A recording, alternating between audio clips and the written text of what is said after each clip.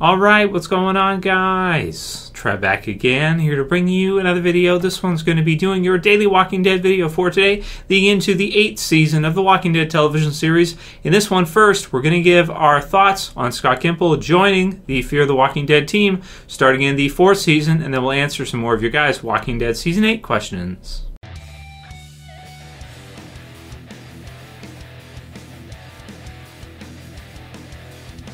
So I'll put the link in the description to comicbook.com so you guys can check out the article with the info, as well as Coma Drug 235 and Matt Inzaniak asked what I thought about it and how I think it's going to affect the regular show. So I kind of touched on this briefly in the Fear the Walking Dead season 4 confirmed video, which was more like kind of a an announcement news type video, so I didn't want to go in too long about it. But pretty much people kind of wondering, I guess, how that's going to affect the original Walking Dead and if that's going to kind of take away from that to kind of give. It sounds to me like he's just going to be there as an executive producer, which we've seen Greg Nicotero, Gail Ann Hurd. They've been executive producers for Fear the Walking Dead, even starting in the first season. So it sounds to me like it's kind of one of those things where, they're going to probably be involved in both shows. I would think for Gimple, he's still going to do the same kind of deal for The Walking Dead, and then kind of will just maybe help out or be a point of contact for Fear, maybe help out with, who knows, casting, stuff like that, direction, and kind of maybe part of, telling the story and checking on the writing and stuff like that. So that's what I'm thinking anyway. I don't think it's going to negatively impact the regular Walking Dead at all. I think it's just something extra they've probably given to him or trusted him with because, of course, AMC wants for Fear the Walking Dead to be successful and to continue to be, a really good show, and they don't want to have to cancel or anything because it does have potential, I think. So really happy to hear that Fear the Walking Dead is going to get a 4th season, and I'm not too worried about the fact that he's going to be involved in it as well now too. I don't think it's going to really ruin the Walking Dead season. What would that be? Season 9, roughly.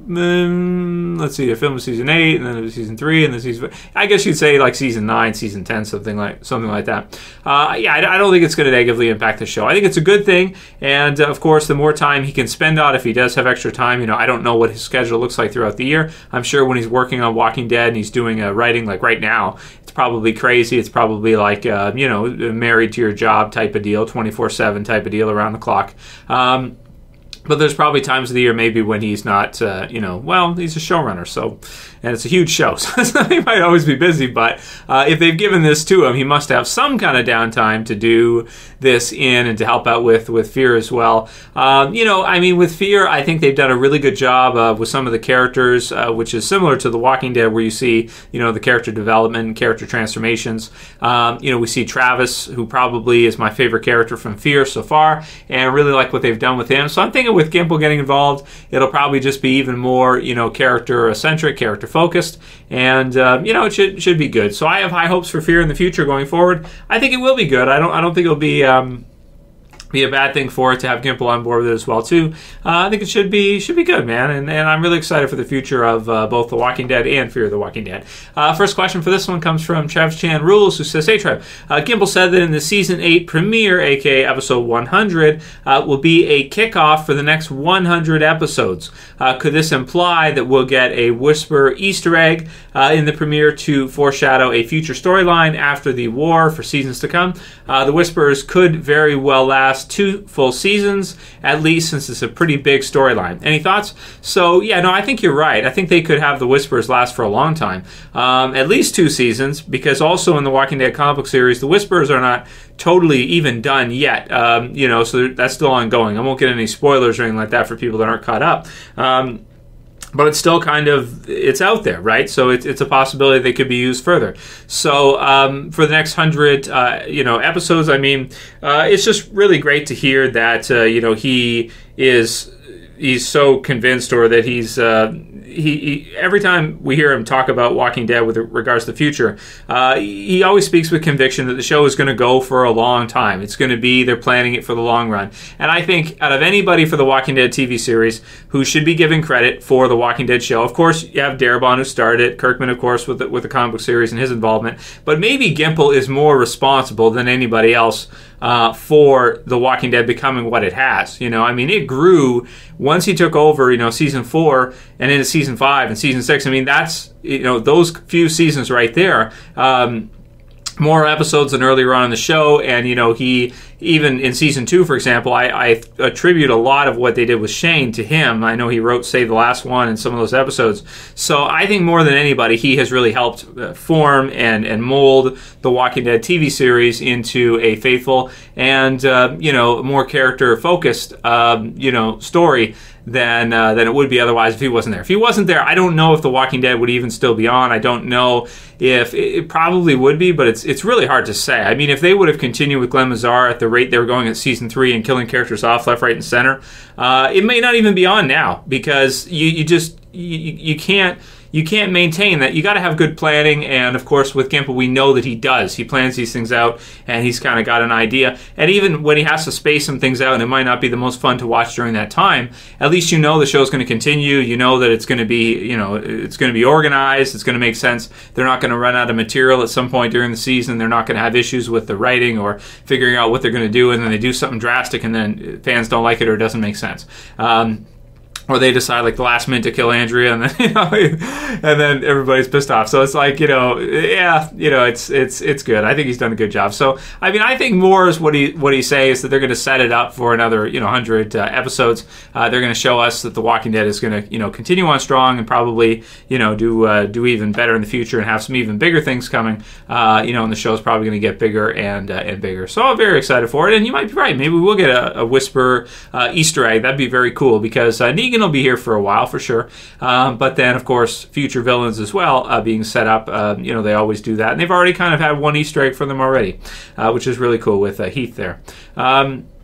Andreia Santos says, could she play Negan's wife in some flashback episode? It's probably too soon to see the whispers. So that's for when I did the video on Maria Bellows. So that was, I think, what was that, Wednesday, roughly? So I did a video on that and her casting for The Walking Dead. She said it's a small role, so if she was to play Negan's wife in a flash, that would be sweet. I think that would be really cool, because she looks a lot like Negan's wife does as well, too. So we won't get into any spoilers there. So Ali Muheisen says, Q&A Trev, do you think Negan will make the junkyard group provide for him, or will he leave them alone for now? Thank you, and keep up the great work. So I would think for now he might seek their aid in the war, but I don't think he's going to want to be getting them to work for him at this time and do the whole bat, song and dance, that kind of thing, because of course, they're getting into war right now. So for right now, Negan needs allies, and he doesn't want to have to break people in like that and be the bad guy, I don't think, because he's going to need them to, you know, want to fight with him. So I don't think that makes sense. But we'll see what they decide to do with the junkyard group, because that's a big unknown. And whether or not Rick and the others take them down, whether or not Rick and the others forgive them, we'll have to just wait and see. I don't think they would, because they went against their deal, and Rick is pretty badass. But we'll have to see what happens. Jesse Cole says, would you join the Survivors of the Saviors? How come nobody ever talks about the only obvious answer? Neither. What you should do is leave Virginia. Seriously, they came to D.C. because of Eugene's lie. Then they stayed because Alexandria was the safest place they had found, and now it no longer is. Why are the two choices be subjugated or fight the Saviors? I'm pretty sure their previous life on the road was preferable to this situation. Why don't they just go back out the same way they came in? So that's a great comment from Jesse. You know, I mean, you're right. I mean, if this was reality, it probably would be a good idea to run and leave. But, you know, I mean, it's tough, though, too, because people want revenge. You know, if you have someone like Maggie, for example, if Rick was able to go and, you know, get her and say, okay, we're leaving, we're out of here, you know, we're going to leave everybody at Alexandria and we're going to ditch him. I think that Rick feels a strong sense of ownership to that community. You know, Deanna kind of left it in his hands, and that's the kind of character that Rick is. He's not somebody that's going to run. I do think he is somebody that would put his own life on the line for the future of his people. And I think that there are a lot of people still there in Alexandria. A lot of them have been killed off at this point, it's true. But still, you know, to just be someone that would run, even though you're right, like you're right, I'm not saying you're not right. It is an option, but I think for maybe Rick and who he is, maybe it's not an option for him. But you're right, you know, that is definitely an option that you could just run away and just see how things go. You probably would actually be able to get away. I don't think he'd be able to chase you down. But of course, at this point now, they don't have any firearms or anything like that. If they were going to leave, they probably should have left before, but Negan showed up pretty early. So I think, you know, I think sometimes things just go that way, and before you know it, you're into a situation and you don't want to just get out because tuck and run, because there's people that rely on you. Earlier on, they had Daryl captive, and so, you know, I don't know if it's that easy. Even Eugene is still there, even though they don't really care about Eugene now. But now, you know, the group they're fired up. They want to fight back. They want to get revenge, and Rick does really want to kill Negan. So it's what it is. Zanuda says, have you seen JDM in the last episode of Talking Dead? He's growing a really long beard. The only explanation is that they will start the filming of Season 8 from the second half of the story after the time skip. So I don't know about that. He has shaved it already, so he did have a super sweet beard, but that thing grows fast. But I don't know.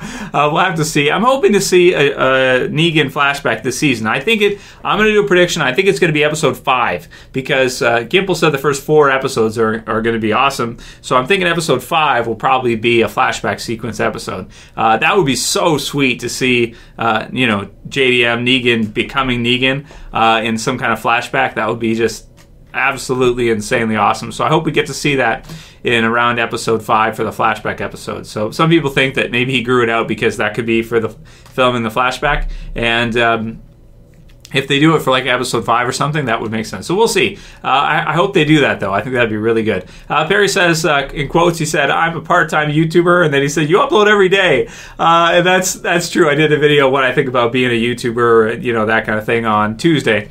And was it Tuesday or Monday? Some one of those days. It's in the channel if you want to see it. You know what I think about being a YouTuber, and that's true. I am a part-time YouTuber, and I do post every day. You're absolutely right. I do film every day on my days off. I film after work a lot of time. Sometimes I film at 4 a.m., 5 a.m. You know, that kind of thing.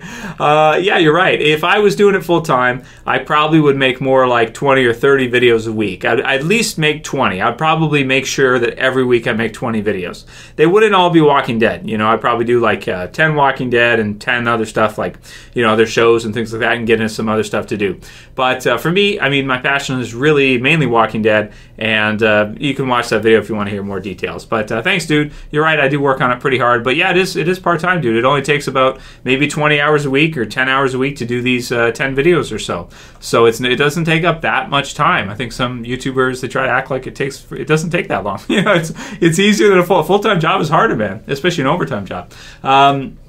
Anonymous Moose says, do you consider Shane the first villain in The Walking Dead? So the very first villain. I guess you could. Well, let's see. Who's before Shane? Because they have people they run into. There's the Vatos in the TV series. In the comic series, yeah, I think you could say pretty easy that it's Shane right off the bat in the comic series. I'm just trying to think if there's anybody else in the TV series they ran into, like the Vatos. There's Jenner. Jenner's also a villain. But, I mean, I guess you could consider Shane to be like the first major villain. I guess you could. So he kind of becomes that because of disagreements with Rick. From Rick's perspective, I guess you could say that he is. But from his perspective, I mean, knowing, like, especially once Rick admitted that he knows the baby is not his. I mean, think about how much that adds to the earlier story. That's kind of screwed up. And that's something in Season 7 that we really got to see, and we'll end on this one, is that Rick admitted that he knew that that Judith was not his. Judith's not mine. So he knew it was Shane's, and he killed Shane anyway. That's kind of dark, right? That's kind of dark, right? So, wow. Man, it just adds to it. It just made it even better. Like, it makes the first few seasons even better. And if you watch it again, knowing that, it even adds to the drama, I think. Cool stuff. So, do I consider him the first villain?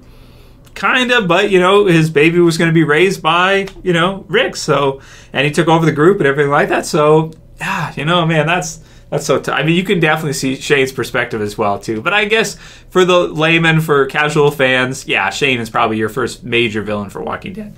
Anyway, that'll be it for today's video, guys. Of course, see you again tomorrow. Check out the Fear announcement video if you didn't see it, announced for Season 4.